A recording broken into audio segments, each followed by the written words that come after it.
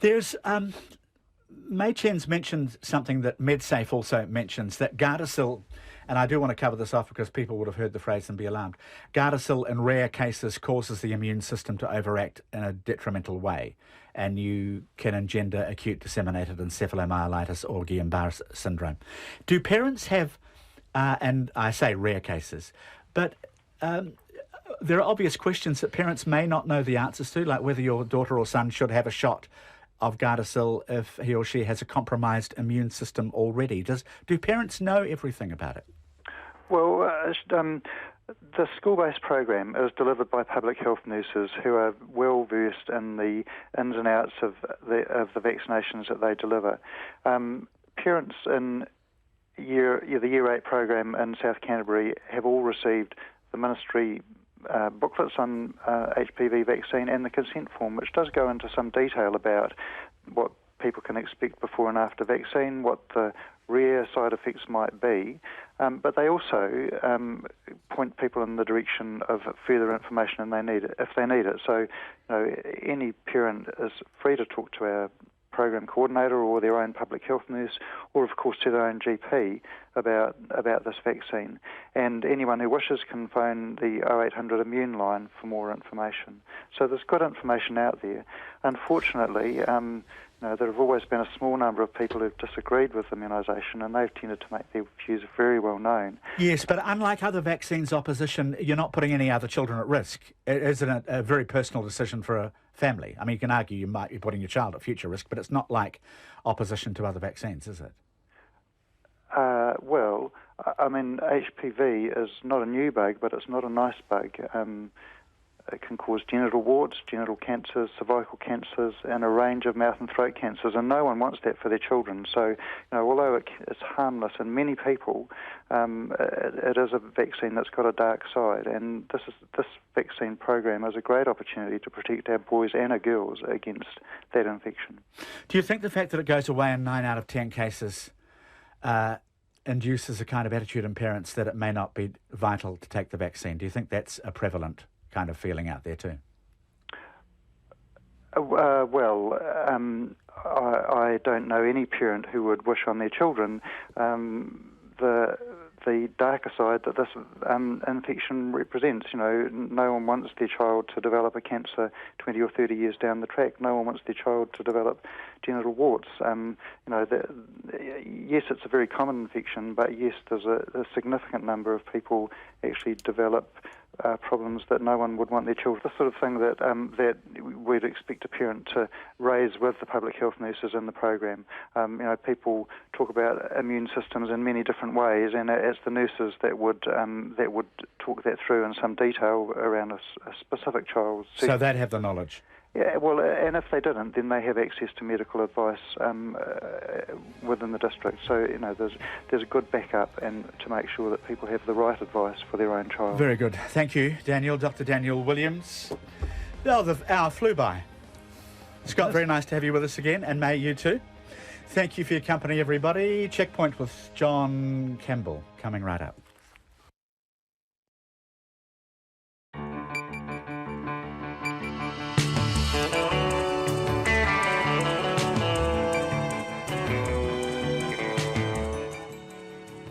Kia ora everyone. Tonight on Checkpoint, a state of emergency has been declared in the Bay of Plenty again as residents prepare for Cyclone Cook. This time, angry Edgecombe residents tell us lives were unnecessarily put at risk last Thursday, and the community could have been warned as much as 4 hours earlier that the stomp bank was leaking and potentially about to burst. We are there, we get a response from the Mayor, and we revisit beyond the cordon tonight. The actions of 2 former Canterbury earthquake recovery officials, what's been going on.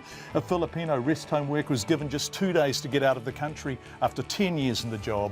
And Sam Neill talks about his wonderful mate, John Clark. All of that and more after the news.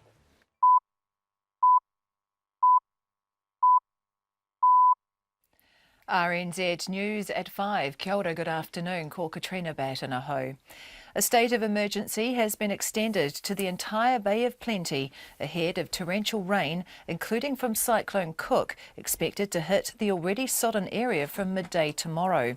The order supersedes the state of emergency declared for the Whakatane District Council last Thursday. Up to 250 millimetres of rain is forecast to fall in 48 hours from two weather systems making their way towards New Zealand, Cook and a Tasman Sea low. The region is already dealing with the effects of ex-cyclone Debbie. Clinton Nord from the Bay of Plenty Civil Defence is encouraging people to prepare for evacuation. He says they need to get survival kits ready and organise where they might go if evacuated. The general message is stay attuned to the weather forecast, keep an eye on the media and Civil Defence Facebook and websites. This is a changing environment. We'll be tracking cyclone or tropical cyclone Cook, and depending on her tracking, obviously we'll be advising according to that.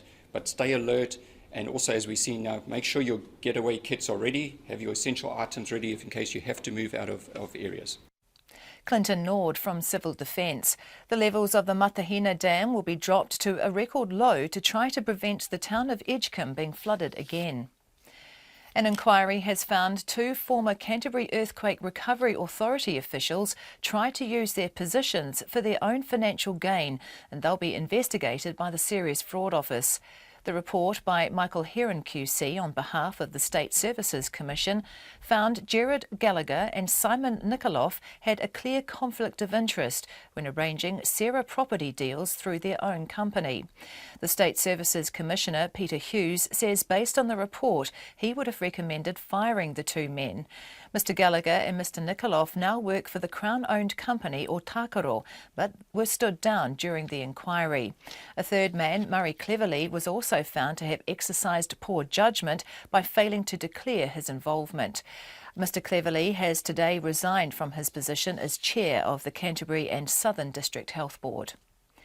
The Mayor of the Far North, John Carter, says a rest home worker ordered to leave the country is exactly the sort of immigrant New Zealand needs to keep.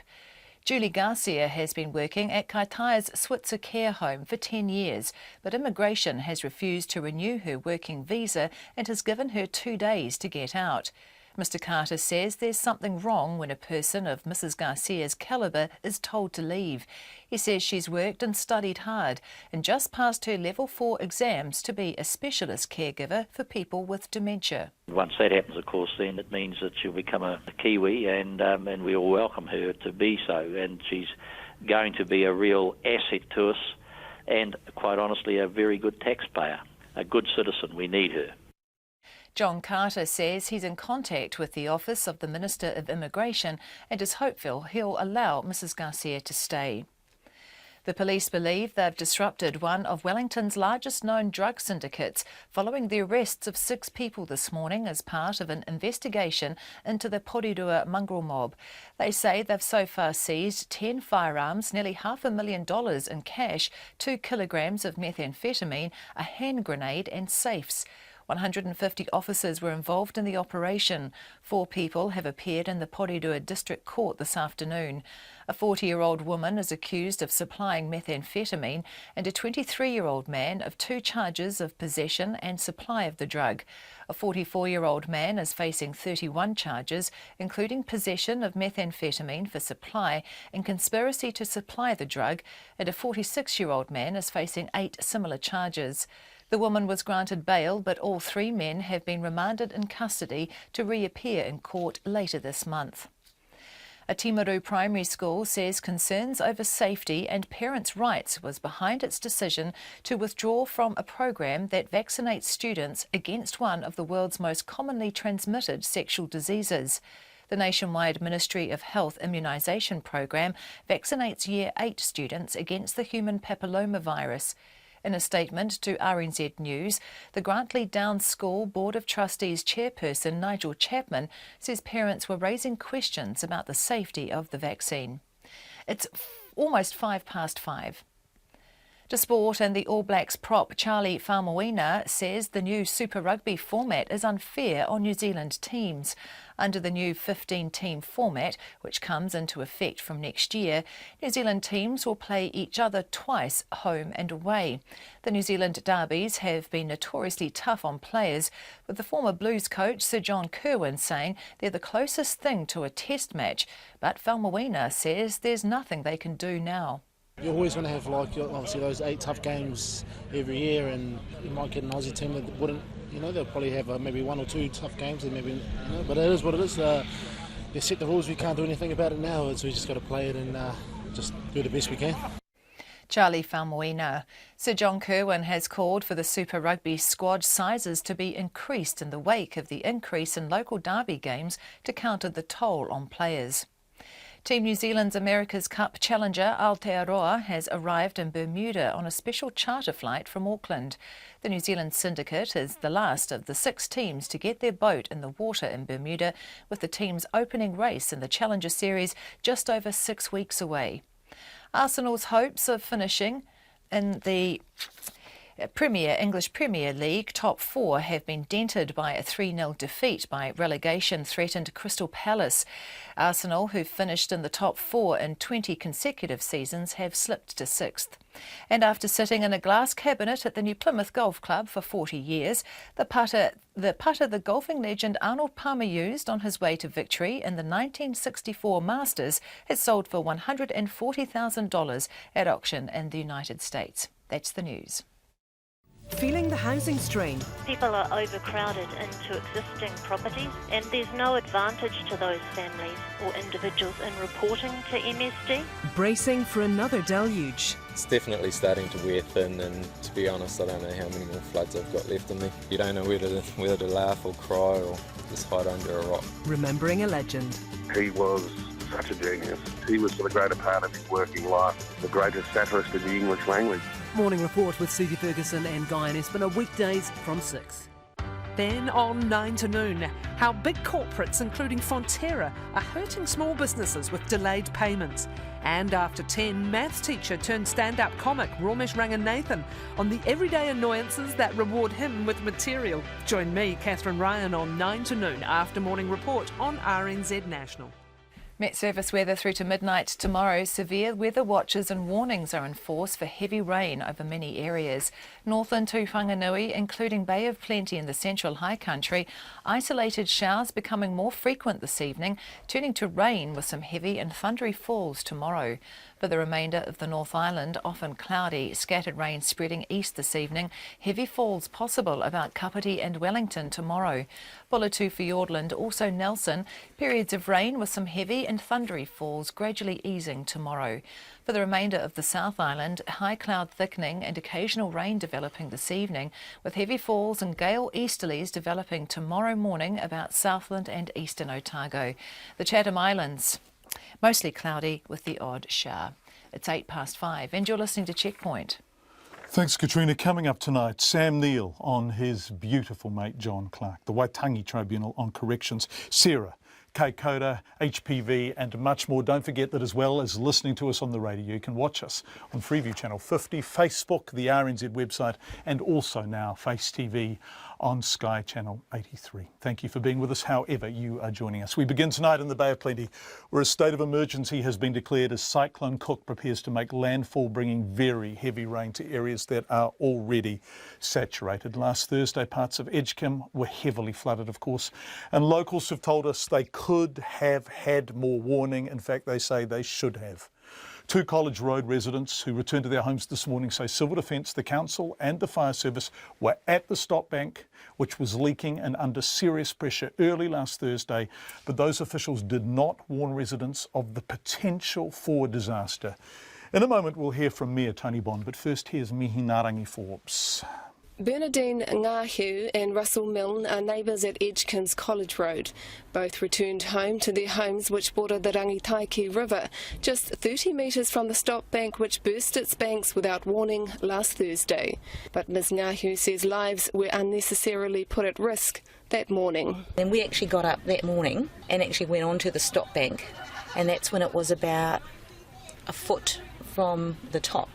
And there were civil defence people, and looked like some of the fire brigade who were close by the wall checking out as well. She says residents received no indication or warning they should leave their homes. She even took her 2-year-old mokopuna out for a look. So because I saw the fire engine outside, obviously I took my grandson outside just to have a look at the fire truck and that sort of thing. I think some sort of digger come in, which my grandson was even more excited about, and then all of a sudden we just saw water churning and bubbling, and we were still watching, then saw the churning, and all I heard was this guy go something to the effect of, holy shit, this thing's going to go, I'm out of here. And then that was it. The wall just collapsed. Neighbour Russell Milne recalls the officials arrive at the stop bank. Well, I was there when it went, 8 o'clock, and everybody, man, his dog turned up, the fire brigade, the police, and everybody. Next thing is the digger turned up. When the digger turned up, the police and the fire brigade moved out, and the digger driver got off to get his digger off the truck, had put his ramps down on the truck. Next I heard him screaming, I'm getting out of here. But both Bernadine and Russell say they have vital information about how events unfolded that day, but nobody is listening. She says despite council officials, the fire service and civil defence being on site from early that morning, residents were not warned. Absolutely, like, you guys put us in risk. You had knowledge that something was going to happen, and you had hours of that knowledge, you know, and you couldn't even do a door knock to knock just to let people know it would probably seriously best if you just get out of here. Bernadine says to make matters worse, civil defence could give them no information about where to go as they evacuated. And then even post that, when we were down the road a bit, we had, you know, the civil defence and the fire brigade people saying, you need to get out of here now. And my only response was, that's okay. Can you tell us what roads are open? Because we're hearing a lot about certain roads, our exit outs were. And they said, well, we don't know. And I said, cool. So you want us to jump in a vehicle, potentially drive around in circles until we can actually find an open road, because you don't know. Remarkably, both Bernadine and Russell's homes have been spared from the floods. A sodden garden, the worst of the damage, but they feel for their neighbours who weren't so lucky. Oh, jeez, bloody unreal. Mother, you can't fight Mother Nature. It'll be at least 10 days before the neighbours will be allowed to move back in permanently. In the meantime, Bernadine has left a big bowl of kai for her cat. And both neighbours hope to be part of the inquiry. You said earlier that there were council workers, there was civil defence, there were the fire brigade at the wall, and then they left. Yeah. Why do you think they left? Maybe they were scared that something was going to happen. I can't think of any other reason. Mō te hōtaka o te ahiahi nei ko mihi Ngārangi Forbes, ahau. Those pictures with me, his report shot by Bradley White. Tony Bon is the Whakatane Mayor, an area which includes Edgecombe and its surrounds. I asked him whether he should have been told earlier that there was an increasing risk the banks may indeed burst. I was in our emergency operations centre at 5:30 that morning, really concerned about the hinterland of our district, and of course we were getting reports in. And yes, I did go home about 7 o'clock thinking we'd got through the worst of it. It stopped raining, and looking out, and we thought, right, we've got through it. There were some concerns which maybe hadn't been passed on to me as strongly as they could be. I was unaware of the stress on that wall at Edgecombe, and of course I got the phone call at 8:15 to say she's all on. It's gone to custard. Had anyone told you that it was leaking, that it was roughly a foot, forgive me for using pre-metric, from the top, and there was very real stress on the stop banks? They hadn't informed me, but I understand we had a councillor out there for most of the evening, one of our rural councillors. He was at the scene when it actually collapsed. He had phoned into our chief executive and told him things weren't too good. And then, of course, we were talking to the regional council because it's their asset and they're looking after the flood wall. And so we had to go on what we were being told. Right. What time was that phone call made where your chief executive was told it wasn't looking very good? I'm pretty sure, and he made a call about 8 o'clock that there should be self-evacuation because things weren't looking too good. But okay, by the because time, we've heard, forgive me for interrupting, but we've heard from local residents who say they were there from 5 a.m. There were fire service personnel, civil defence personnel and council personnel. The stop bank was leaking, the pressure on it was obviously immense, and the waters were rising to very near the top. I think you're correct there, and the council people would have been regional council people. John, what really is of concern to me, and we had at a public meeting, a fire service volunteer got up and he was saying that local knowledge, they had phoned through about 6:30 saying there was a major problem here. Somehow that message hasn't got through, but can I say that we've got an inquiry now? The Regional Council has set up this independent inquiry, which we support 100%, and all those things will come out in that inquiry. Absolutely. The issue is people were endangered by these floodwaters. Property that could have been removed wasn't removed. People were at risk, and there does seem to be a real sense that had somebody there had your phone number and the ability to communicate explicitly the risk, there could have been a real advance warning given that the banks were about to burst as early perhaps as 5 a.m. Yeah, I'm unaware of that. So I'd love to say that was true because it would have been great to be able to get people out before the event. Our Emergency Operations Centre really only knew the seriousness of the situation around 8 o'clock in the morning, and of course by the time we said evacuate, the wall fell over. Who was there for them? Who was phoning into your Emergency Operations Centre from the scene? The Regional Council flood operations have got a flood room at the Regional Council, but they had staff, at that stage they had staff in our Emergency Operations Centre with constant communication on the whole system. Remember, this is an event that is out of the ordinary. It was 30% above the capacity of the design of the stop banks. So not only was there major pressure at Edgecombe, but there was also major pressure on the Whakatane system. Absolutely. And Whakatane had a small breach, it overlapped, and that went to Porapora, which was on the other side of the river. So we were under extreme pressure at that point. So both rivers, Whakatane and Rangataiki, highest on record. So this is a weather bomb that hasn't been around for a long time, as they say, 500 years. No, absolutely. But did the council have someone on the stop banks phoning in and saying this is looking really serious? Because local residents say fire service was there, civil defence was there, some kind of council worker was there. They knew that the problem was becoming serious. The levels were high, the bank was leaking, it looked like it wasn't going to hold, and no one where it mattered was being told this.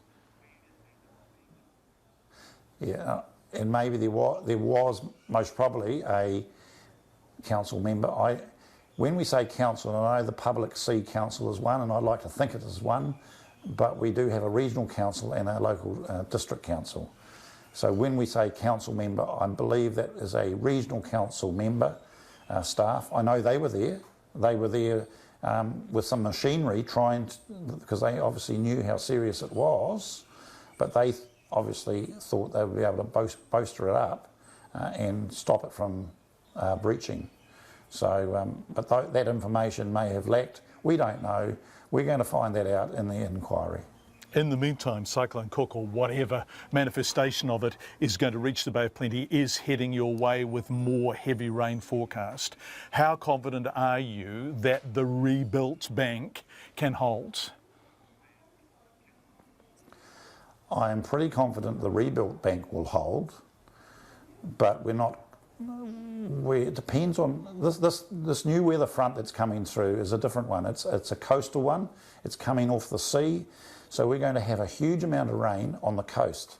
Now, the damage from this last event was rain in the hills. So what we're going to have this time is our stormwater systems will be maxed out to their maximum, and we will be making some very strong advisory notices to our community tomorrow morning as soon as we've looked at the latest weather forecast, and shortly we'll be briefing all our councillors about what is coming. We're taking this very seriously, and we can guarantee our public, if all I tell them is to look, please tomorrow, look at the council Facebook if you're on Facebook, look at our website, listen to our local radio station, because we will be wanting to communicate with you on what we feel will be the best thing for you to do tomorrow. Whakatane Mayor Tony Bond talking to us a short time ago. Two former Canterbury Earthquake Recovery Authority, CERA, officials attempted to use their positions for their own financial gain, and their actions will now be referred to the Serious Fraud Office.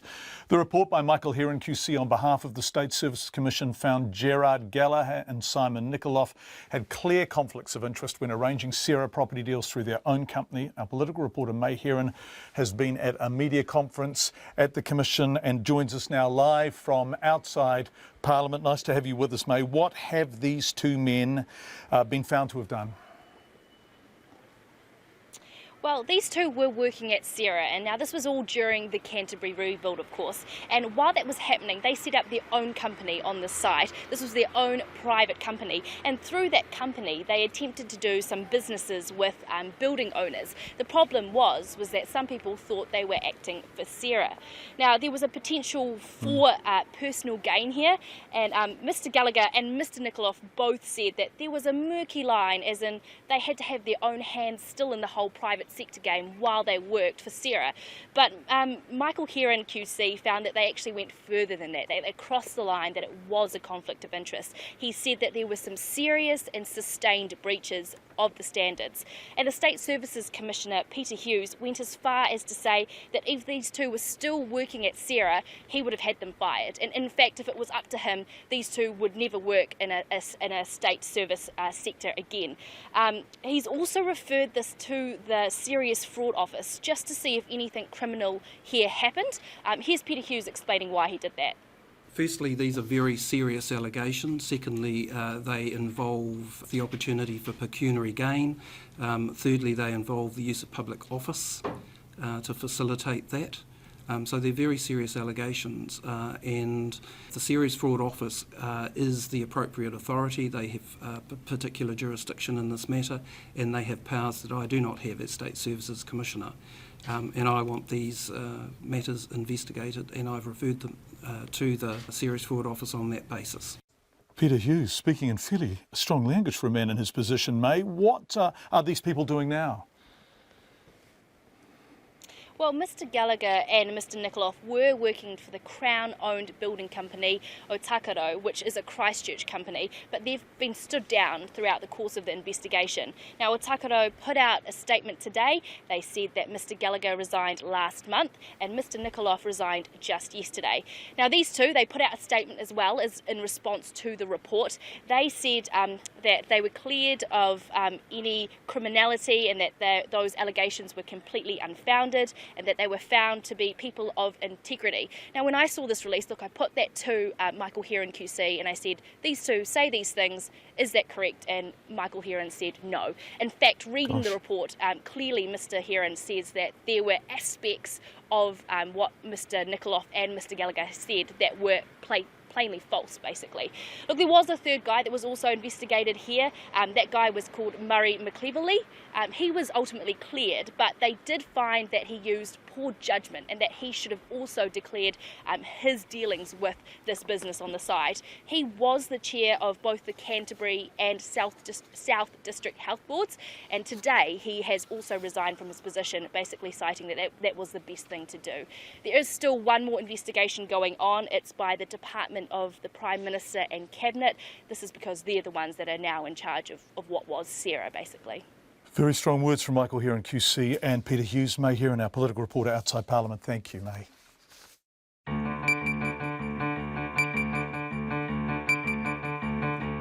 5:24, you're with Checkpoint. Thank you for being with us. Coming up on the program, a Filipino rest home worker is given just 2 days to get out of the country after 10 years in the job. Outrage at United Airlines after video of a passenger being forcibly removed from an overbooked flight goes viral.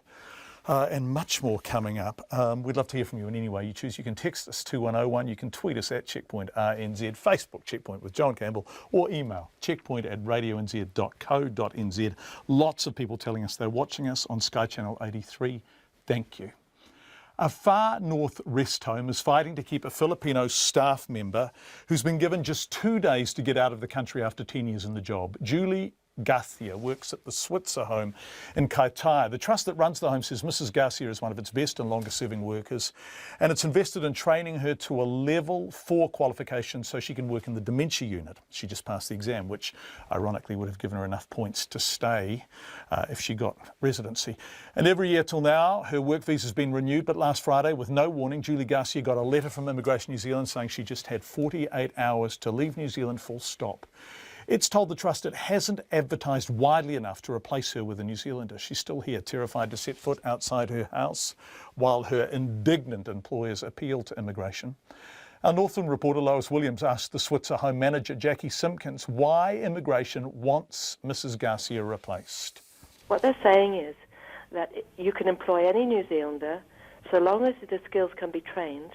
Then what's your problem? So employ somebody off the street who has no qualifications, train them, and send Julie Garcia, who has all the qualifications that we require, home. Send her home.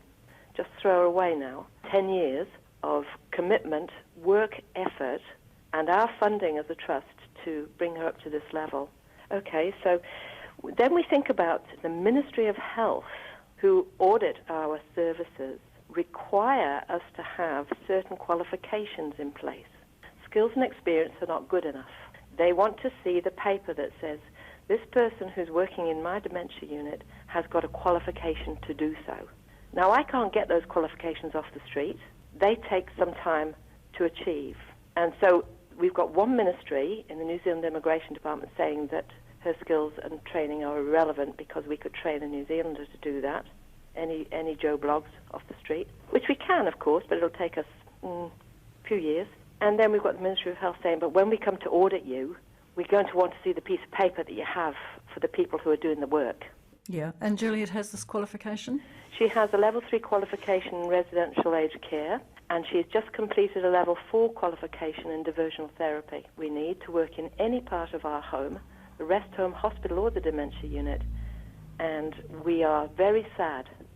We are very sad. She's worked with us for 10 years, and she's been given 2 days to get out of the country. What do you think of that? I'm appalled, actually. I'm beside myself. To be honest, neither Julie or I have had much sleep this weekend. You know, what sort of way is that to treat somebody? She's not a criminal.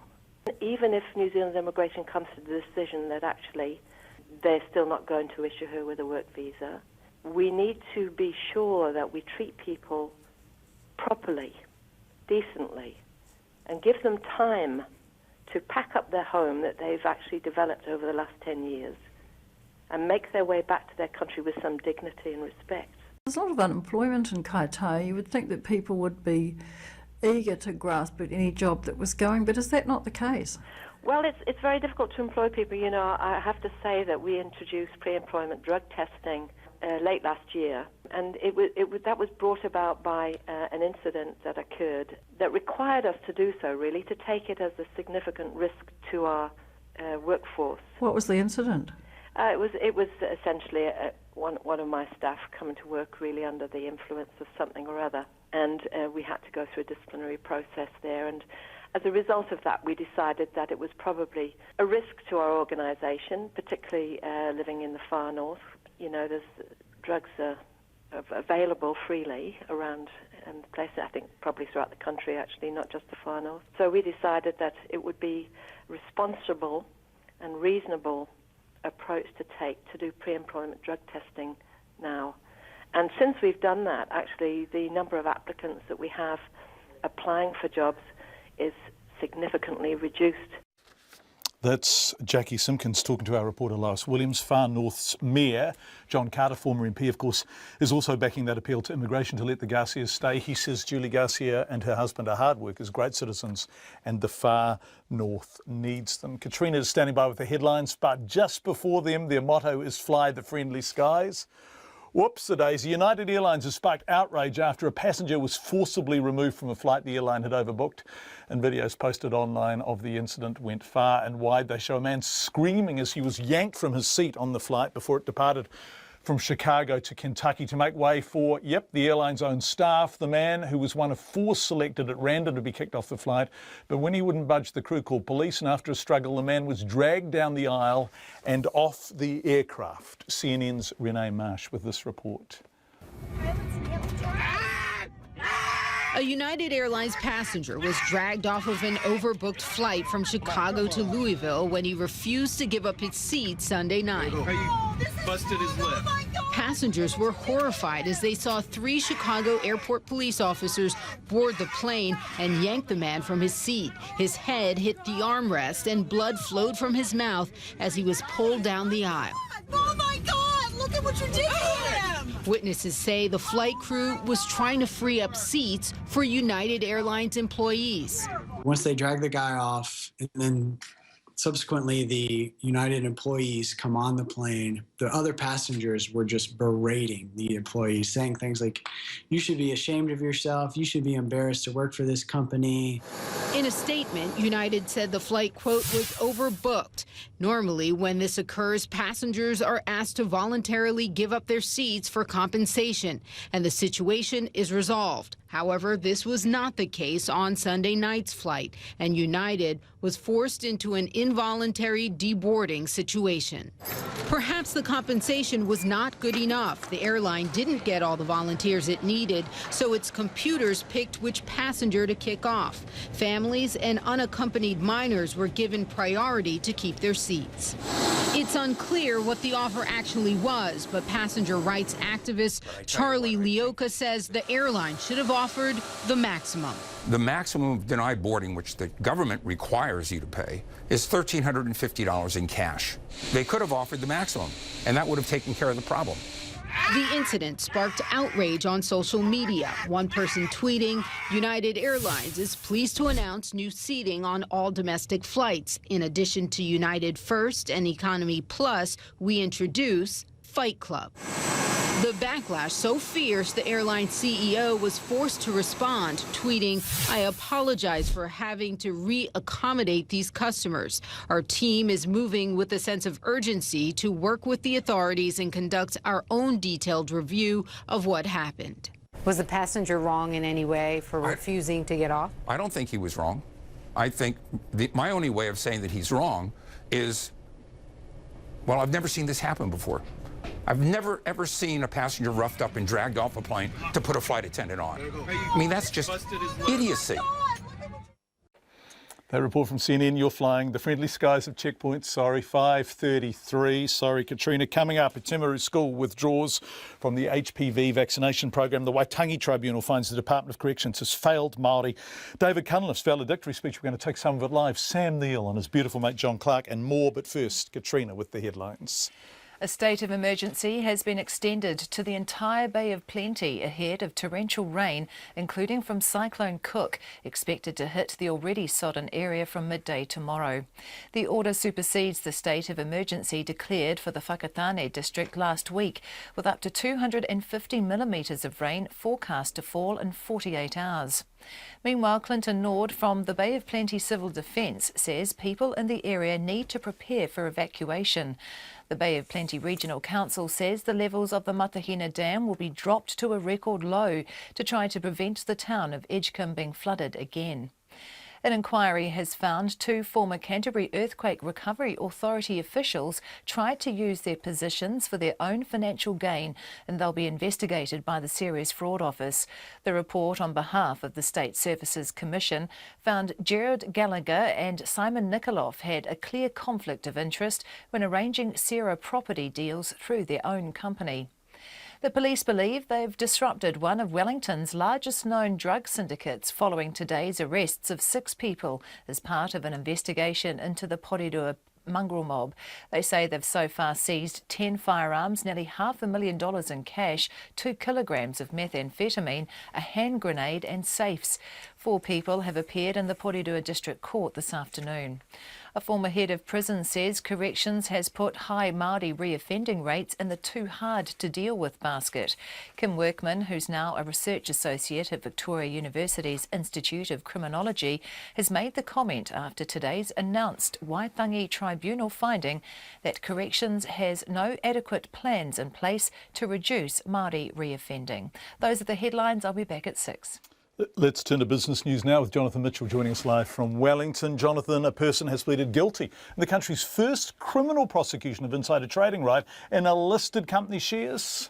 This relates to EROAD. Yes, good evening, John. The Financial Markets Authority, that's the industry watchdog, brought charges against 2 men, and this related, as you say, to trading in the technology company EROAD. This all came about after the NZX told the FMA about what looked to be suspicious trading in the company's shares. It was alleged that a current worker passed on inside information about the company's performance by text message to a former employee who then traded the company's shares around 15,000. Well, today, a man appeared in the Auckland District Court pleading guilty to 1 charge of insider trading. That person has been remanded and will appear for sentencing in June. We can't reveal too much more about him because he has got name suppression. Another person on top of that faces another charge of insider trading and will appear in court later this month. Thanks, Jonathan. Fascinating case this. Some inflation figures or indicators out today, seems to be looking a bit flat. It's something we hear about often, isn't it? The Reserve Bank trying to get inflation back to that midpoint 2% target band. We've had some monthly data out from the RNZ Bank, which shows inflation is fairly benign and few and far between outside of the housing market, really driving inflation at the moment. RNZ says businesses really have flagged inflation and price growth, but really it's not coming through yet, and the bank is really suggesting that broad-based inflation may take a bit longer to get to. Thanks, Jonathan. What's happened on the markets today? Well, the top 50 index, that rose 16 points to 7,254. Dollar still looking a little bit weaker though, currently at 69.5 US cents and 92.7 Australian. Jonathan Mitchell live from Wellington with our business news this evening. Thank you, Jonathan. A Dunedin judge is warning licensed gun owners to keep their weapons safe after a man broke into the house of a gun club member and stole 28 guns and 25,000 rounds of ammunition. 39-year-old Raymond Mosley was jailed for 4 years and 4 months when he appeared in the Dunedin District Court today. Our Otago Southern reporter Lydia Anderson was there. Raymond Mosley and an associate were charged with taking 23 handguns, 4 military-style semi-automatics, 1 shotgun and thousands of rounds of ammunition from the Maitland Street property last October. The court was told the guns were kept in an unlocked cabinet, and Judge Michael Crosby said it was clear the house was targeted so the stolen guns could be sold to gangs. I hope that legitimate owners of firearms take a lesson away from this, not only about safety and security of firearms, but also the volume that is stored in residential settings. And I say that because of the interest that exists in such firearms, as this balance of the summary shows. Members of the Hells Angels gang and the Bandidos bought the guns, with one senior Bandidos member flying down from Auckland.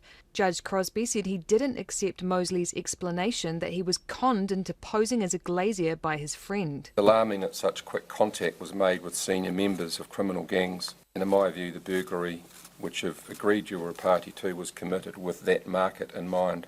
Offending can only be regarded as the most serious of its kind, introducing weapons including those of high calibre, semi-automatic nature into the community. Defence lawyer Steve Turner said Mosley had the support of his family, who had been upset by the offending but blamed it on drugs. Judge Crosby said Mosley had let himself and his family down. A victim impact statement from the 48-year-old owner of the gun said he had trouble sleeping and was now deeply suspicious of people. Judge Crosby ordered Mosley to pay more than $14,000 in reparations.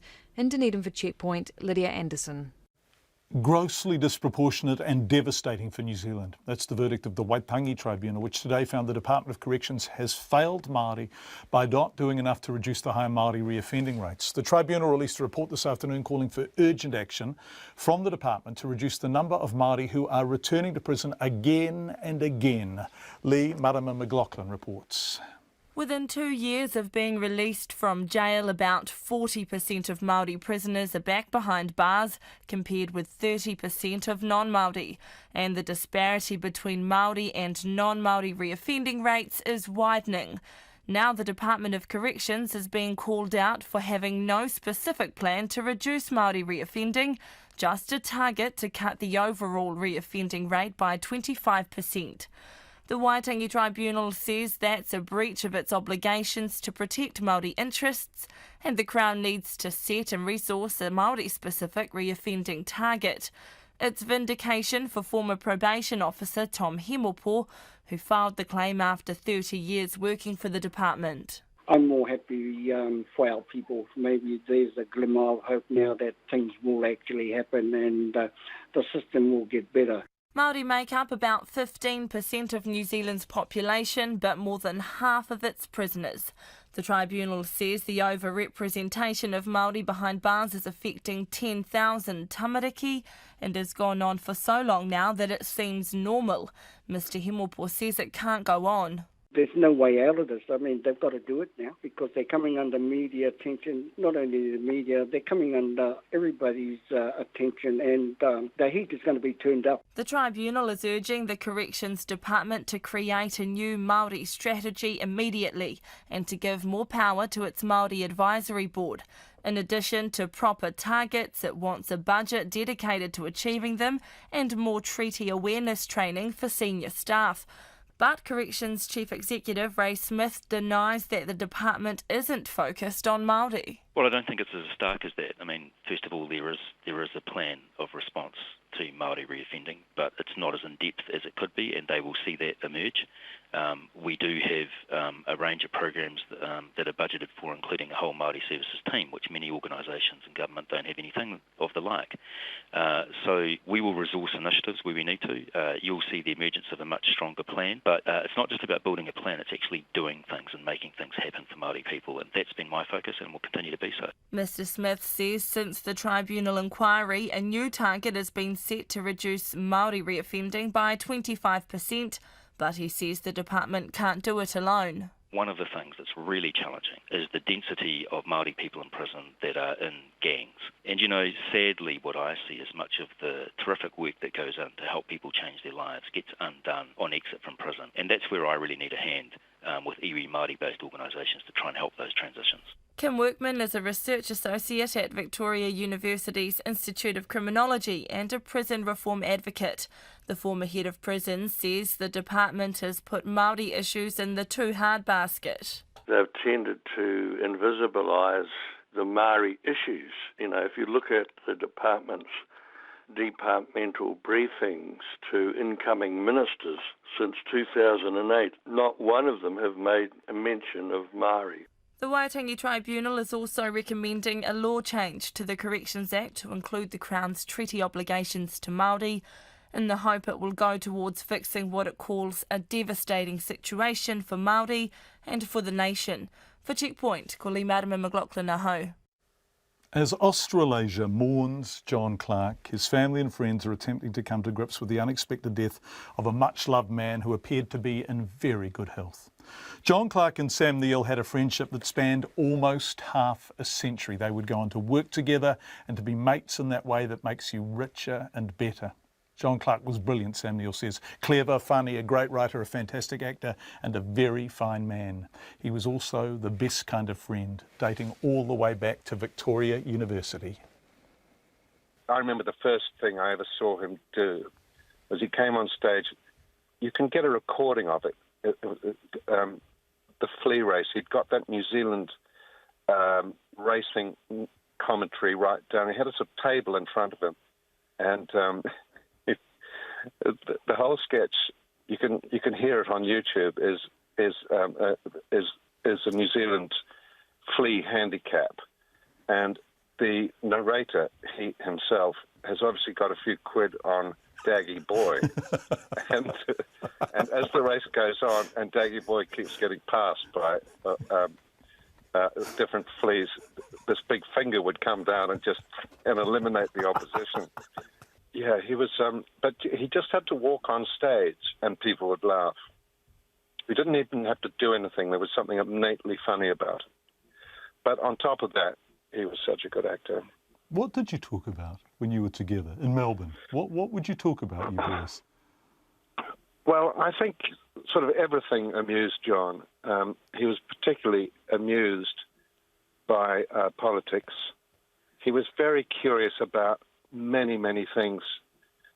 I spoke to John's wife this morning, and she said, I'm just looking at the bed beside me and all these books that he's reading about 6 books simultaneously. I mean, these incredibly different, diverse subjects. It's a sort of very inquisitive mind. And once he got interested in something, he would pursue that thing to the dogged end. He knew more about New Zealand military history than most military historians, for instance.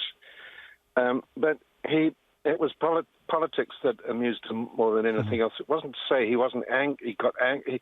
He was privately very angry about a lot of things. For instance, I would say the sort of, the way we're being sold trickle-down economics again, that if you give tax cuts to business, this is going to benefit the workers who get better wages and all this sort of. I mean, we've been sold this rubbish for 30 years, and we know it's absolute bollocks. That just means there's a greater gulf between the rich and the poor. And these things made him very angry. But he had a very graceful way in his political satire, which I think was his greatest achievement. Yeah. He was on every week on Australian television for 30-plus years, doing that weekly spot. And if you look at that great cache of work on YouTube, Clark and Dorr, it's incredible work. But he had a way of poking the borax into politicians, and he had a wonderful sort of bullshit detector. But he had a way of doing it in such a way that it wouldn't take offence. But he was very good at explaining what was going on. Very gifted man. Very gifted. But you're right about the conversation. He was one of those people with that rare gift that because he was so funny, but he also made you funny, and you found yourself being funnier in his company. That was one of the things I really loved about him. He brought the best out of you. We've lost someone really special, haven't we? And we've lost him, Australia's lost him, and I feel like at the moment the world needs people capable of exposing absurdity and cant, but doing so in a way that doesn't create even more enmity. It was such a great skill, wasn't it? Yes, I think we've both, I think Australia and New Zealand lost someone very particular and special. He was, it is, people have asked me, why did John never come back to New Zealand? Because he loved New Zealand so much. He was so part of the soil here. And I think there's a few reasons for that. I had to explain this morning. That's why I explain it to you. I think, correct me if I'm wrong, but I think he left in 1975. And I remember, no, perhaps it was 77. But I remember that time. Yeah, I think you're right. And I think there's several reasons for this. One was I think the tall poppy thing was beginning to get to him. That's not an unusual thing. The second thing was that it's hard to remember now, but this character had sort of become bigger than anything. It was like he'd become the Beatles or something. He couldn't walk into a pub and have a drink without being assaulted or everyone had their arms around him. He was like everybody's mate. And I think that had become unendurable. His privacy had completely evaporated. But also, that was the Muldoon era, and there was something rather bleak and unpleasant about New Zealand at that point. And I think that was another reason why he felt he had to leave. And he never came back. And I don't think it was because he didn't want to, but John didn't like to fly. He'd had a very bad experience in a plane coming back from his OE, and in the plane he was landing in India or something, and one of the wheels wouldn't come out, and then it was a sort of near-death experience, and that put him off flying in a big way. And he actually went and got treatment for it, and he said, "Oh yeah, no, it's no problem flying," but he still didn't fly.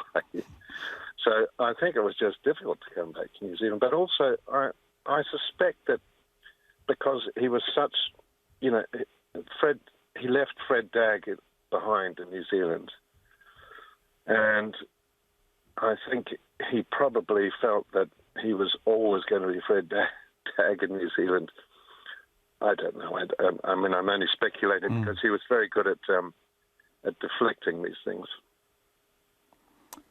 We've lost him. 2 countries have lost him, but you have lost a mate, and you were magic together. And I know you and I have talked about this before, and I just want to glance over it as an homage, and I am in awe of the brilliance of you two in Death in Brunswick. And you made a company together, and I think Perfect Strangers was a Huntaway film, wasn't it? And you have lost to someone special, Sam, and the people closest to him must be feeling a very particular kind of grief because he looks so well. Well, he was always a very fit man. So, I mean, it's very surprising. But, yes, I do feel a very big loss today, but that's not just me. He had a wonderful gift for friendship. He had many, many friends. The person, of course, he was closest to, and they'd been married since 1973, was his delightful wife, Helen. And I know of no closer or marriage than that. They were very, very interdependent. He absolutely adored her and his lovely girls.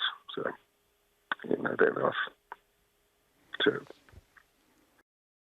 Sam Neill talking about his wonderful friend and a very fine man, John Clark. Former Labour Party leader David Cunliffe is making his valedictory speech in Parliament as we speak. The MP for New Lynn, who led Labour into the last election, is leaving to take up a job with a management consultancy firm. We're going to cross now live to his speech in Parliament. It's time we put our policies where our principles are, not only because a fair go is right, but because the evidence is compelling. More equal societies do better economically too. In New Zealand, inequality is actually holding us back. It is crippling our ability to do well as a country. The poor are getting poorer, the middle is working harder just to stand still. And with nearly all of the wealth created in the past decade attaching on average to the top 1%, a smaller and smaller share of national income is actually going to wage and salary earners. At some stage, hopefully soon, it has got to reach a tipping point. Mr. Speaker, notwithstanding that, as the late, great John Clark said, we don't know how lucky we are. I think he said Trev. So this side of the House makes no apology for fighting inequality, investing in people and smarts, and celebrating all that is good in this beautiful, diverse and innovative country, and much of that, thank goodness, we all share. That was the message I hoped would resonate with many New Zealanders during my short time as Leader of the Opposition, including some of the missing million who couldn't be bothered to turn out to vote at all because they couldn't see the point anymore. I could write a book about the 2014 election campaign, But I don't think anyone would believe it, or possibly read it. But in any case, that campaign was one of the most bizarre the country has ever seen. We had Kim.com, Dong Halu, and dirty politics coming out our ears. But what the Labour Party did not have enough of was time. Time to heal our old wounds. Time to raise the money. Time to build the systems to get our message through. Mike Moore once said that the easiest way to be wrong in politics is to be right too soon. And I have no regrets for standing up for what I believe in, though I recognise my delivery could at times have done with some work. And no, family violence is still not okay. David Cunliffe speaking live in Parliament as we go to air his valedictory speech. It's 5 minutes to 6. You're with Checkpoint. A Timaru school has withdrawn from a program which vaccinates students against HPV, citing concerns over student safety and parental choice. The nationwide Ministry of Health immunisation program vaccinates Year 8 students against the human papillomavirus, one of the world's most common sexually transmitted infections. Our Christchurch reporter, Logan Church, reports. The free HPV vaccination program began this year, with immunisation offered to Year 8 students at schools across the country. But now Timaru Primary School, Grantley Downs, has decided not to allow the vaccinations to take place on its grounds. The South Canterbury District Health Board Chief Executive, Nigel Traynor, says Grantley Downs' decision to pull out is disappointing. We've been in contact with the school, and we're going to be working with the school on education in terms of the Board of Trustees' roles and responsibilities with the vaccination program. And once we've done that, we're hoping that Board of Trustees will change their view. In a statement, Grantley Downs Board of Trustees chairperson Nigel Chapman says some parents felt they hadn't received enough information about the vaccine, which aims to protect young people from HPV infection and the risk of developing cervical cancer and a range of other HPV diseases later in life. The decision of the Grantley Downs School Board of Trustees to have students vaccinated against the HPV virus by a healthcare professional in a medical setting rather than on school grounds was made in the interests of parental choice and student safety. Nigel Chapman says he's surprised by some of the misinformation that's been communicated about the decision, including false stories of people handing out flyers at the school gate. The Health Board Chief Executive, Nigel Traynor, is also concerned about incorrect information being spread about the vaccine. There's quite a strong social media viewpoints on HPV, and some of those are probably inaccurate, and that creates quite an environment where there are question marks over HPV.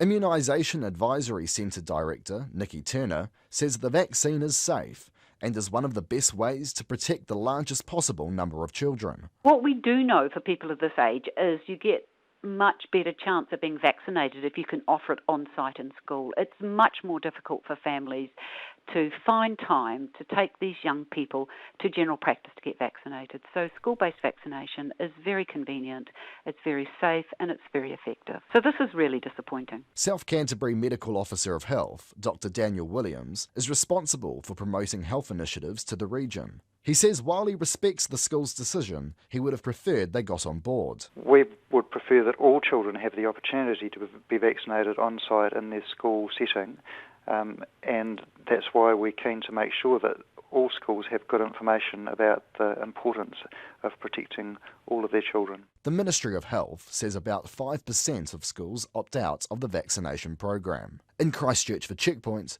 call Logan Church Tene.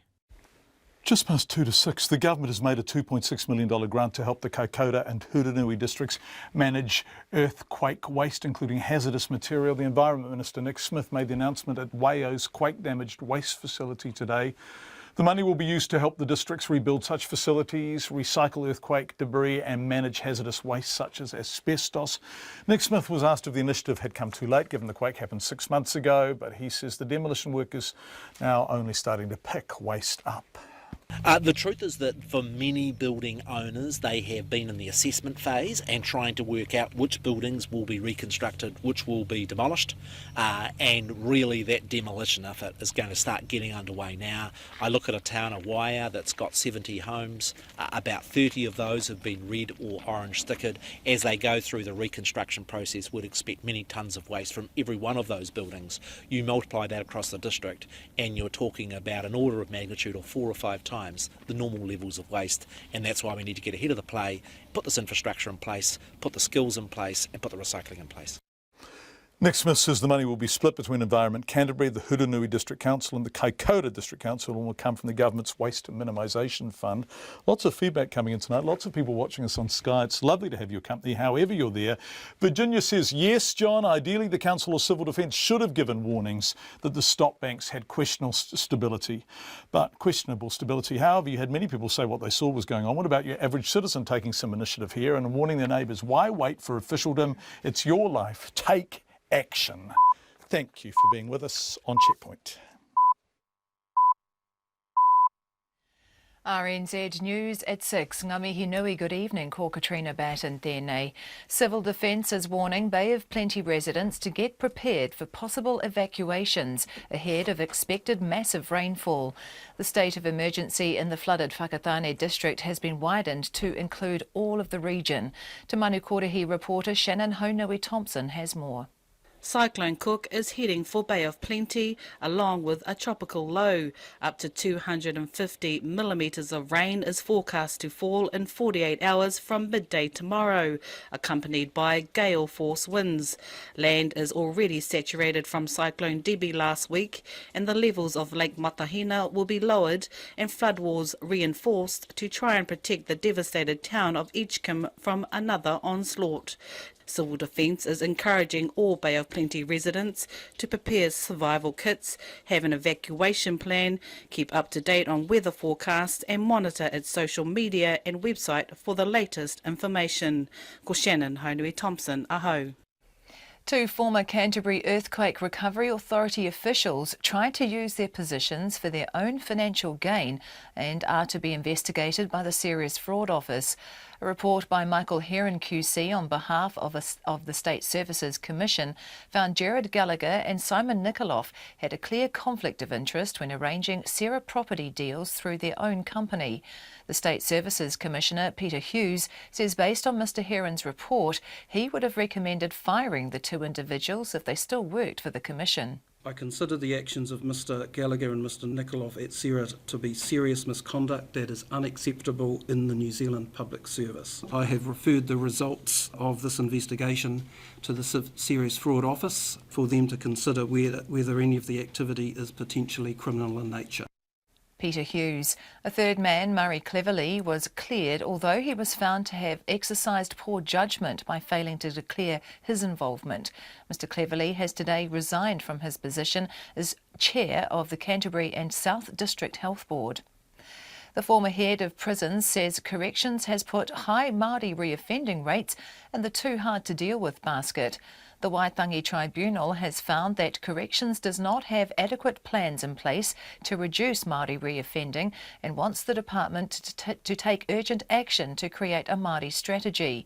Former prison head and now a research associate at Victoria University's Institute of Criminology, Kim Workman, says he's surprised such a strategy does not already exist. They've tended to invisibilise the Māori issues. You know, if you look at the department's departmental briefings to incoming ministers since 2008, not one of them have made a mention of Māori. Kim Workman says the recommendations are logical.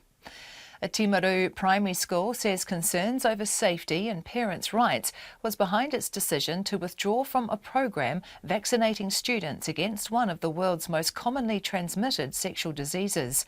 The nationwide Ministry of Health immunisation program protects Year 8 students from the human papillomavirus. In a statement to RNZ News, the Grantley Downs School Board of Trustees chairperson Nigel Chapman says parents were raising questions about the safety of the vaccine. However, the South Canterbury District Health Board Chief Executive Nigel Traynor says the school's decision is not ideal. We're a little bit disappointed. We've been in contact with the school, and we're going to be working with the school on education in terms of the Board of Trustees' roles and responsibilities with the vaccination program. And once we've done that, we're hoping that Board of Trustees will change their view. DHB Chief Executive Nigel Traynor.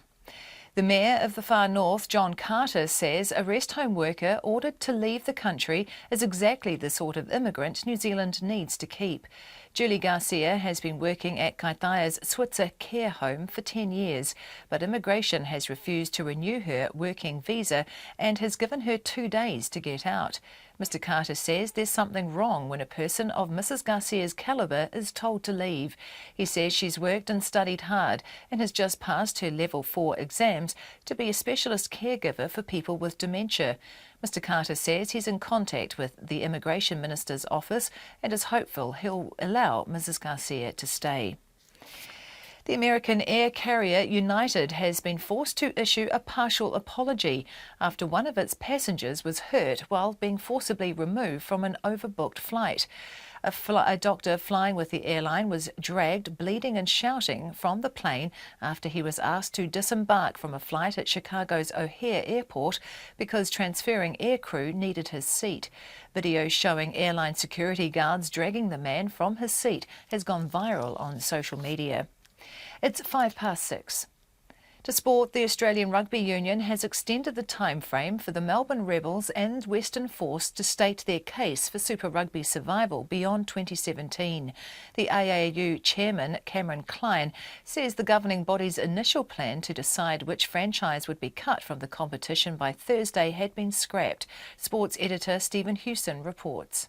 The Perth-based Force have already initiated legal action against the Australian Rugby Union, while the Rebels are also considering their legal options as the axe hovers over both clubs ahead of next year's return to a 15-team Super Rugby format.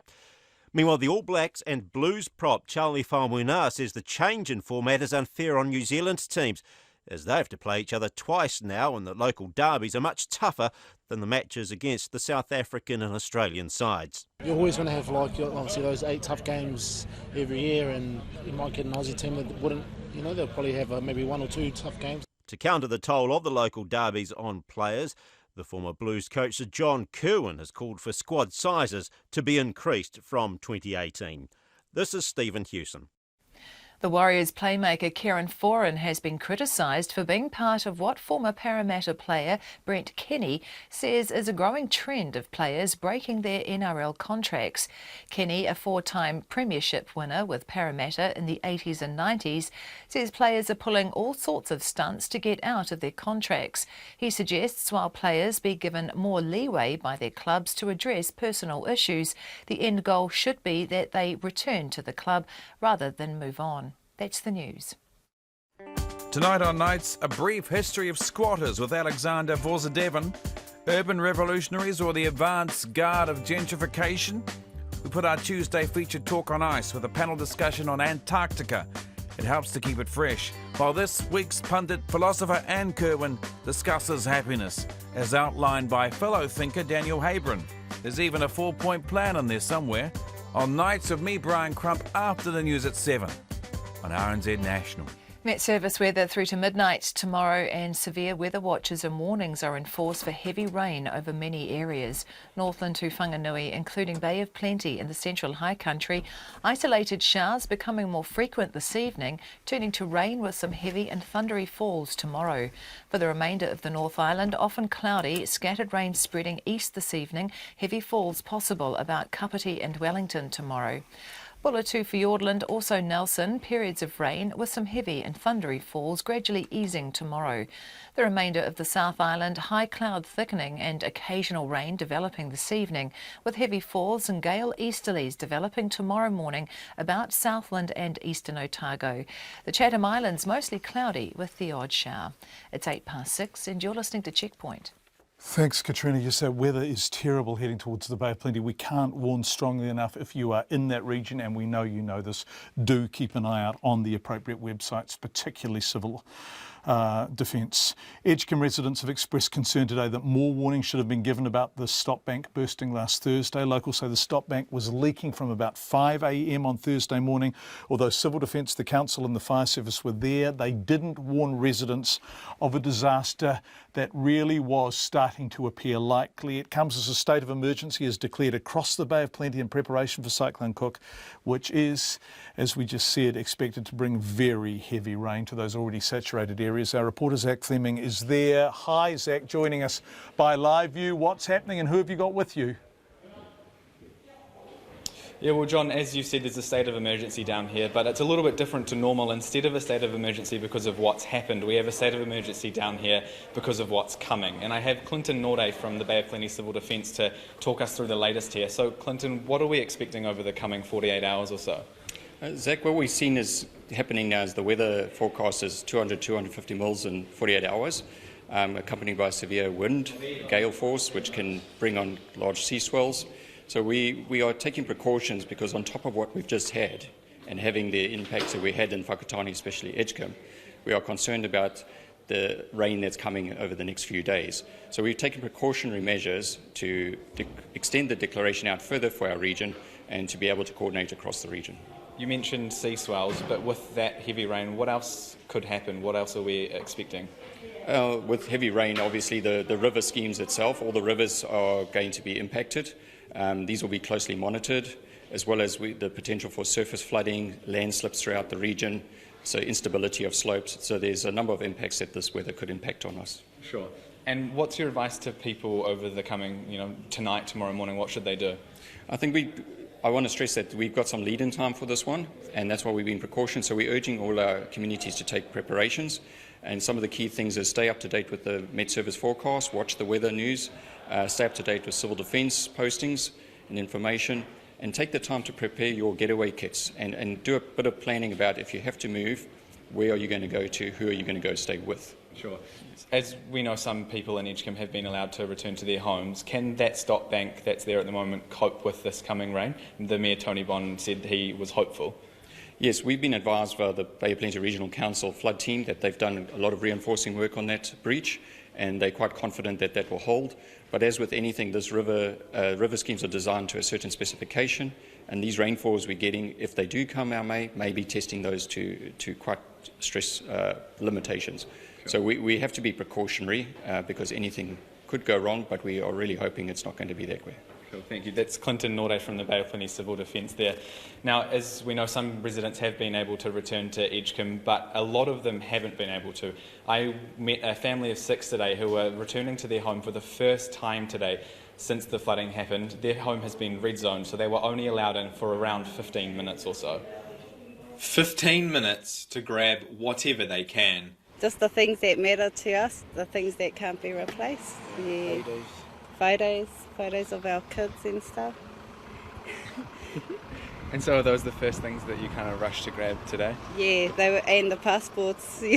Yeah. Today was the first time Richard and Tiffany Mugabe and their 4 children were allowed home, after the Rangitaiki River forked into Edgecombe. They've lived in Edgecombe for 9 years, number 66 Puriri Crescent. They're just 2 streets back from where the stop bank broke, which puts their house firmly in the red zone. Are you surprised at how high the water came up? Because your house is, maybe about knee level. It's quite high, and then it even came above that. Yeah, no, we were pretty surprised. Even our pool, because our pool's quite high off the ground and it has a deck, it washed over the pool as well. Yeah, pretty scary. Do you guys have insurance? Are you okay in that respect? Yes, we have. That was one of the reasons why we wanted to return back to our home, just to find our all our papers, and that's the one thing we forgot. But, yeah, now we're insured. To be able to go back, the Mugabes, like hundreds of others, have to be accompanied by a civil defence escort, and they're allowed just 15 minutes. Walking in their front gate, their car is covered in mud and looks to be totaled. In fact, their entire property's covered in thick mud. Inside, they're welcomed by sodden carpet and a lingering smell of damp mixed with rotting food, because their fridge has been off since Thursday morning. But despite all of that, they're managing to stay positive. compared to what we've heard, we're probably lucky, other than some of our deck, losing our deck in the flood and some other stuff, but no, we're probably well off than some of the other ones. Yeah. We still have family out there that are unable to get into their houses. The family's staying with Richard's parents, but with their house in the red zone, they've no idea when they'll be able to actually move back home. We still don't even know. But the guy that helped us said, just come back any time, or if I can take you in, I'll take you fellas in, and probably we're just going to wait and see. Yeah, he was just still trying to process things. Yeah, but to me, we're all right. I'm still thinking about some of our auntie and our uncle that's still not able to get back in the home because of the water's still high. So yeah, my heart goes out to them. And that's the common theme in Edgecombe right now. So many people have lost so much, yet most somehow consider themselves lucky. Yeah, well, we kind of count ourselves lucky that we weren't there the day it happened. I've got nieces and nephews the same age as my kids that were. And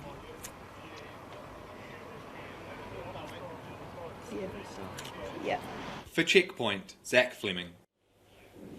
And as those Edgecombe residents were returning home today for their 15-minute allotted time, many of them returned to find their pets not at home. It's because the Whakatane SPCA has been going around Edgecombe, rounding up those pets and giving them a safe place to stay. Earlier today, I went to the Whakatane SPCA and spoke to Lisa Jones, a senior animal welfare investigator. So I've got 91 cats that we've picked up, 49 dogs, 458 birds and chickens. They've ranged from exotic down to just your average chicken, 8 rabbits, 6 guinea pigs, 5 turtles, 2 sheep, 7 cows, a huge amount of tropical fish. We've had a couple of eels that we've put back into the river, and we've dealt with a couple of pigs as well. So quite a varied range of animals that we've been dealing with. I heard you dealt with an emu as well. Yeah, so he was out on Otakere Road there, and we had a number of calls about him because he was just sort of sitting there quietly on the side of the road. Some people thought he had broken his legs and things like that, but he was happy. He was quite happy. Yeah, so he was returned to his owner yesterday. Yeah. What's the reaction like from people in Edgecombe who haven't been able to get back to their home and they find out you've gone and rescued their pets? We have had some people that aren't happy with us removing the animals from the property, but our objective is just to go in there and get them out, particularly with this new, with the forecast coming. We just want to get them out and make sure that they're all safe and well. But most, 99% of people have been absolutely amazing, really supportive, really emotional. About having the animal and being returned with them. And even if they can't actually have them with them at the moment because they've been evacuated, we've made some, put the animals into foster care, or we're holding them here for us if we've got room, or at the local vet clinics. Yeah. So, yeah. And it's something that we probably don't like to think about, but have you run into any dead animals that have died in the floods? Yeah, so unfortunately there's quite a few bird breeders in Edgecombe area, and some of them have lost up to 150 birds. We have tried to extract those out for them, and the owners have come and collected them. We have had a few cats, but quite minor. I was quite surprised. I was expecting a bit more, but at this stage we haven't had that many, fortunately. Yeah. They're resilient animals. Definitely, it surprises us. Some of the places that we've found these animals. We had one, a lot of dogs, 3 dogs that were, the kennel had been totally pushed from one street into the other and concertinaed up to about 12 inches like that, and the dogs were stuck in there and they were still alive, so it was pretty amazing. Yeah. Go and get them out. How many dogs and cats do you have here at the moment looking after? I can't give you the exact numbers because they're coming and going at the moment, but we at least have probably 30 cats in our category. We've got about 9 dogs here at the moment. We've got rabbits, birds, turtles, tropical fish, all sorts, So, and we're just trying to manage it as best as we can and put them out to people like the Whakatane Bird Rescue have been amazing, Landing Road Vet Clinic, people that know about their tropical fish, they're looking after them for us. Just trying to get people that are experienced in those areas to look after those animals, because we can't know everything about the animals that are coming in. Some of them are quite special. Yeah. People aren't going to be able to go back to their homes in some cases for 2 weeks, but maybe even longer. How long can you keep these dogs and cats and stuff here? So, same thing, the community's been amazing, and there's people that are quite happy to long-term foster for us and for the evacuees as well. Yeah, so look, we try and reunite them with the owners. That's our number one priority, but if they're not in that position to do so, like I say, we're just trying to help out with the resources that we've got to find a solution for those. We'll have to obviously reassess in the next couple of weeks because, we've still got to run our centre as well and rehome our own animals. We've taken... thank God for Rotorua SPCA have taken a number of our cats, up to 20 of our cats, to make room for the Edgecombe cats to come in here. That is SPCA's senior animal welfare investigator Lisa Jones talking to our excellent reporter Zach Fleming in Whakatane earlier today. The pictures by Bradley White. 90 minutes past 6. The city of San Bernardino in Southern California is reeling after an apparent murder-suicide inside a school classroom. A man opened fire with a pistol in a special education class at North Park School, fatally shooting the teacher and wounding 2 children before killing himself. The police have now confirmed he was the teacher's husband. One of the children has since died of their injuries in hospital. As Deutsche Welle's Matthew Day reports, the shooting caused chaos as parents heard the news.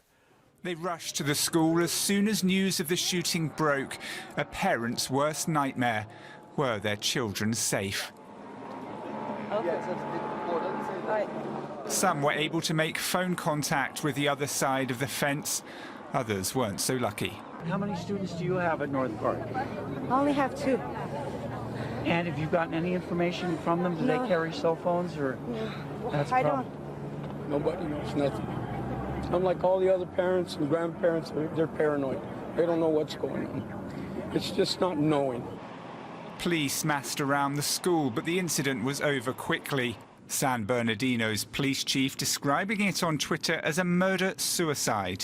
I'm told he does have a criminal history that has to do with weapons charges, domestic violence past, as well as possible drug charges in there as well. I'm told that their marriage was relatively short. They've only been married for a few months, and they've been separated for about the last month and a half, roughly, when this incident took place. But there's nobody that in the investigation has come forward to say that they saw this coming or knew this was potentially going to happen. The school was put on lockdown and pupils evacuated before they were bused to nearby schools. 2 injured students were airlifted to hospital. Police don't believe they were the intended targets. The entire incident was limited to a single classroom on the school campus. The suspect had come to the classroom to visit the adult female that was in the classroom. We believe the 2 children were the unfortunate recipients of injuries by being in proximity to the female at the time of the incident. This isn't the first time San Bernardino's had to deal with a multiple shooting. In December 2015, an Islamist-inspired couple shot dead 14 people at a disabled health centre. Matthew Day with that report from San Bernardino. Just quickly, the police are telling parents back in New Zealand not to panic amid increased reports of suspicious approaches towards children. Yesterday, the principal of an Auckland school where a 9-year-old girl was approached by a stranger who offered her $100 to get into his car said he believes such incidents were on the rise. Police say while they're not able to explain the increase in reported approaches in recent months, it could be down to increased publicity. Superintendent Eric Tibbett is the Police National Manager for Prevention. Yeah, we are definitely seeing an increase in reportings of suspicious approaches.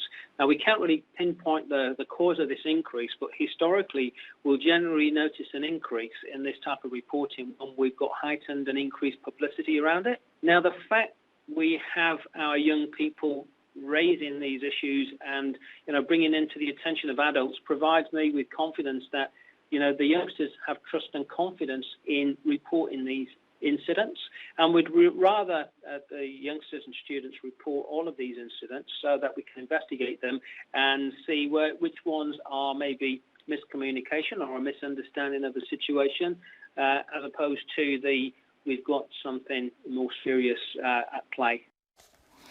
A dispute between the Kapiti Coast District Council and the owner of an 80-year-old hedge in Waikanae on the Kapiti Coast, of course, has taken another turn. A couple of months ago, we talked to Vince Osborne about the large hedge growing on his property after the council demanded he prune it. Now they're threatening to cut it back themselves if he doesn't act in the next week. Edward O'Driscoll reports. The hedge on Timawana Road was planted by Vincent Osborne's grandfather in the 1930s and has been in his family for 4 generations. Some neighbouring residents complained in January about the size of the hedge, saying it is a safety risk because it blocks the view of the road. Mr Osborne admits it's taken some time before he trims it back, but he wants to do it properly. In a perfect situation, it'd be nice to keep it as it is. I can maintain it, and I do maintain it, and it hasn't grown since I've been maintaining it for 20 years. I'd like to progressively prune it a little bit more to keep it back, but that will take time. They obviously want an instant quick fix solution. He received an email from the council yesterday telling him that they would take matters into their own hands. He says he's cut part of the hedge back for one neighbour and has tried to compromise with the council, but it hasn't worked. Do you think the council's handled this well? Oh, definitely not. I mean, very badly, right from the start. A blunt letter dropped in our letterbox saying give us 6 weeks to prune it, no consultation whatsoever, and they're acting entirely on some disgruntled neighbours' opinions, Mr Osborne says he wants the council to give him more time, but says there's not much he can do if they show up with chainsaws. I'm expecting to come home one day and just find that it's been done. They are claiming that the hedge is on their property. It's overgrown into their property, there's no disputing that. The council's Infrastructure Services Group Manager, Sean Mellon, says the Osbornes were given a deadline to trim the hedge back by April the 1st, but they haven't met it. He says the part of the hedge that's been trimmed back isn't enough, and that it's overgrown onto council-owned land. We have the ability, if we choose to go in there and remove the hedge, but we're trying to come up with a compromise, and I think we have come up with a pretty good compromise, actually, that we now need to get on and get the work finished, basically. That's it. Mr Mellon says the hedge is a safety risk, and if the Osbornes don't sort it out, the council will go and do it themselves next week. For Checkpoint, Edward O'Driscoll. 6:25. In a New Zealand first, a dog suffering from so-called lobster claw syndrome is about to undergo a procedure to create a new functioning leg. The 6-month-old King Charles Cavalier pup was born with the incredibly rare ectrodactyly, which can be found in humans. The condition has left the pup with 2 deformed front legs, one so badly that he struggles to bear weight on it. But this week, Turbo will undergo the first operation that will begin to hopefully transform his life. Our Christchurch reporter Rachel Graham went to meet Turbo and his owner. Turbo is an energetic, playful and pretty adorable 6-month-old puppy. But he also has a serious disability. His front legs are shorter than his back legs. One leg has a paw like a lobster claw, and the other is even less functional because it basically has 2 separate bones. His owner, Verity Verster, first got Turbo as a foster dog, but her family soon decided to keep him. She expected amputation of the deformed limb might be the best option, but the veterinarian suggested another, more complicated process. There are 2 nice long bones in that leg, and then there are 2 bones that are not of equal length. So we are going to have to, or rather the vet's going to have to, cut the one bone down, match them essentially, and then fuse those 2 bones together to create a solid structure. In another 6 months' time, we are then going to essentially fracture the bone, and then we will be extending the bone by 1 millimetre a week over a period of time and encouraging the bone to grow. Veterinary surgeon Michael Navrosky from VetSpecs says there have only been 6 or 7 dogs treated for ectrodactyly worldwide since the 1950s, and none in New Zealand. He says while the surgery has risks, if it goes well, Turbo's quality of life will be much improved. Without doing something to make this limb work better, I don't think he's ever going to functionally use his left leg, so he's going to be restricted to being in a cart. The other issue is that his right leg is also affected, just not nearly as badly as his left one, so he's going to be forced to walk 3-legged on a leg that isn't well designed. Verity Verster says even if they opted to amputate the badly deformed leg, Turbo would probably need to be put down at around age 4 because of his arthritis. The surgeries and aftercare don't come cheap, with an expected price tag of around $13,000. Mrs Verster says many people have told her that it would be a lot cheaper just to put Turbo down. Turbo's not just a dog. It's such a cliche thing to say, but Turbo's incredibly special in that he's not your average dog. He understands that he has a disability, and you can see his reaction to everyday things is determined by his awareness of his difference. I've got a feeling that Turbo's got so much to give, especially out there in the community, that everything that we do for him will be worthwhile. He is a part of our family, and we would do it for our children. Verity Verster says Turbo has been put forward as a therapy dog, and they have visited schools and after-school programs to teach children about living with a disability. She also has a Facebook page, Turbo's Tri-Legged Journey, for people to follow his progress, and a Give a Little page. In Christchurch for Checkpoint, ko Rachel Graham, TNA. It's coming up to the end of the program tonight. A little bit of feedback on the situation of Julie, who is being deported from New Zealand. Lois Williams spoke to the rest home where she is working. And Sue from Masterton says, read the rest home nurse being deported. This is ridiculous. Wasn't it only several weeks ago that the government let some convicted rapist stay because he had to care for his family? Really?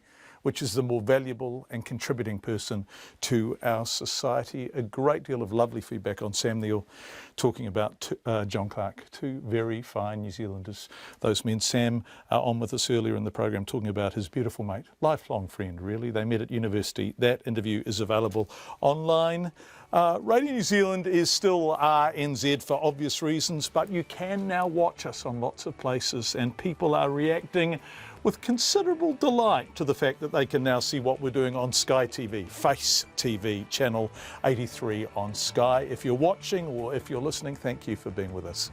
We really appreciate your company, and we hope to be with you again tomorrow at 5. RNZ News headlines at 6:30. Bay of Plenty residents have been warned to prepare to evacuate because of massive rainfall being brought by Cyclone Cook. The Mayor of Whakatane says he was in the dark about how close the Rangataiki River's stop banks was to bursting on the morning of the Edgecombe flood. The actions of 2 former Canterbury Earthquake Recovery Authority staff have been referred to the Serious Fraud Office, and 12 people have been arrested following a 10-month police operation into a methamphetamine and cannabis ring in Wairoa and Gisborne. Our next news and weather is at 7. Worlds of Music is a world music program with a difference. Every week we present an eclectic mix of world music, fusion and folk roots from all over the planet. The program includes a variety of artists, interviews and musical curiosities. An hour of music from the world for the world. Join me,